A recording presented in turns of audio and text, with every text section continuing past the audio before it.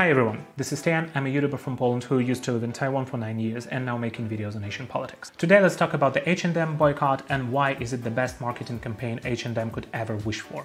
On March 22nd, right after the EU sanctioned China for human rights violations committed against Uyghurs, Kazakhs, and other ethnic minorities in Xinjiang, China answered in their rude and unreasonable way, in style of their wolf warrior diplomacy. Just like a giant baby that wants a candy but doesn't want to play by the rules. What did China do? They just sanctioned the officials in Europe, US, and Canada, and denied that they have any human rights violations, even though there is evidence of cultural genocide committed against Uyghurs. And yes, independent journalists are also not allowed into Xinjiang. The arrogant attitude of the CCP only shows that they don't want to do anything to address human rights issues, and they only can respond with counter-sanctions, blacklisting several EU parliamentarians, scholars, and human rights institutions. And in a very predictable for the CCP way, they only pick the targets that are weak in their opinion, or the businesses that they decided to boycott could be replaced easily in CCP's mind. They unleashed the nationalist spirit and encouraged the people to boycott the sales of different products in China, making the companies either bow to the CCP to fulfill their political goals, or forcing those businesses to exert political pressure in their home countries. So, who was one of the targets of the CCP's bullying this time? It's Swedish company H&M. The CCP realized all of a sudden that H&M announced in March last year that it would no longer purchase any cotton from Xinjiang that might have been produced using forced labor. And therefore, they decided to boycott H&M out of the blue. And even though the international investigation revealed a lot of evidence of human rights abuses in China, the CCP still thinks that everything they have to do is just deny it all, control domestic public opinion, make more propaganda. Then the world would soon forget everything that China has done and would find ways to cooperate with this inhumane regime again. And as a result, the CCP would have achieved all the results it wanted and would get away with all the human rights atrocities. And the champions of human rights, like the European countries or the United States, for the CCP are either innocent fools or corrupt people that they can buy with money. Therefore, when you're facing a country like Communist China, talking with them with all the responsibility, morality, or integrity of a normal adult person just doesn't work. While having conversations with this regime, which is ruled by the giant baby, we have to have a presumption that they will act like lying criminals or will simply be treated like fools. As an example, China's Ministry of Foreign Affairs spokesperson Hua Chunying at a press conference showed a black and white photo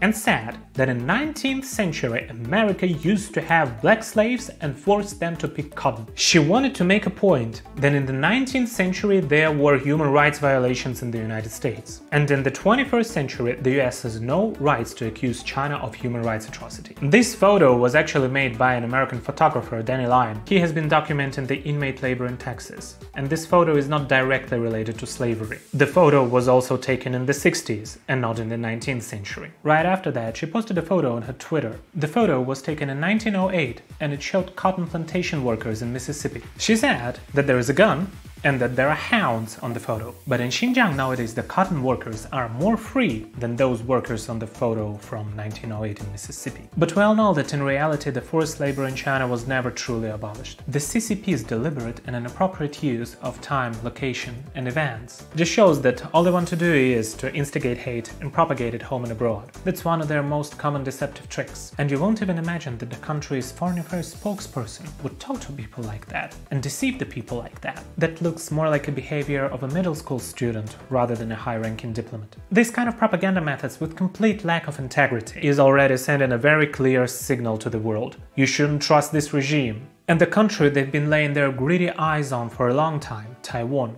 has long been a target for their bullying. We can say that China is bombarding Taiwan with its information attacks almost every day. One of the latest examples is how they compiled a photo of an Australian cotton farm, where the cotton is being harvested by machines, and said that it's been taken in Xinjiang. The text under the photo said, "How I thought Xinjiang looks, and the real Xinjiang." They wanted to trick Taiwanese into thinking that Xinjiang's cotton harvesting has been fully mechanized, and some people in Taiwan who have been brainwashed by the CCP for a long time are actually taking the same stance as them, sometimes making the international community to misunderstand the Taiwanese people, as the pro-CCP Taiwanese are calling themselves Chinese and Taiwan a part of China, which in reality it has never been. The communists also didn't rule Taiwan not for a single day. Fortunately, the people in Taiwan and the Taiwanese government already have a set of methods to deal with the information war. In addition, Hua Chunying's posts are always full of contradictions. She said that more than 40% of Xinjiang cotton is being harvested by machines. Doesn't it mean that more than 50% of Xinjiang cotton is being harvested manually? And sometimes by the Uyghurs,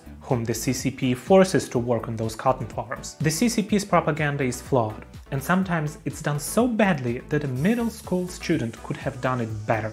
And they even act like villains from children's detective novels.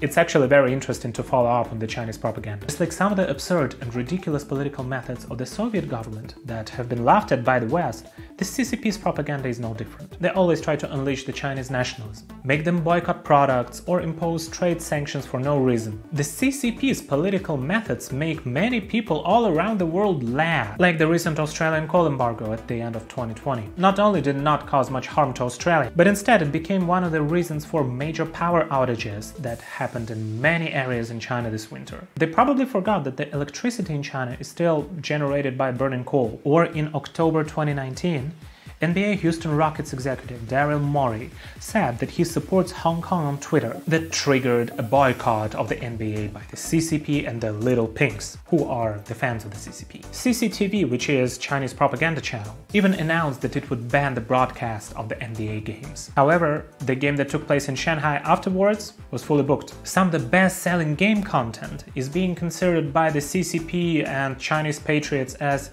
humiliating China and therefore banned by the CCP. While in China, you always have a chance of being invited by their police officers to have a cup of tea at the police station. He cha, literally to drink tea, means being called by the police, National Security Office, Public Security Office, or any other governmental agencies for interrogation, as they always invite you to drink a cup of tea at their office. Sometimes they want to teach a lesson to those who climb the Great Firewall of China to watch some Western media, or to the people with different political opinions.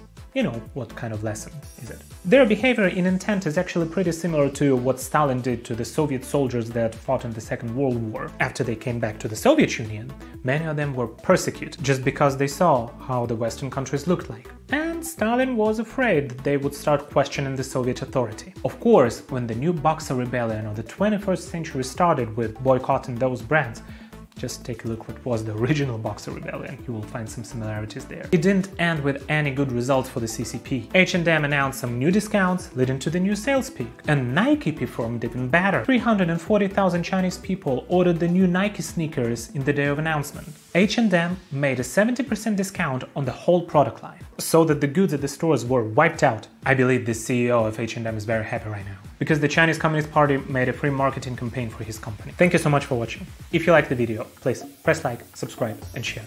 This is Tian, and I see you in the next one.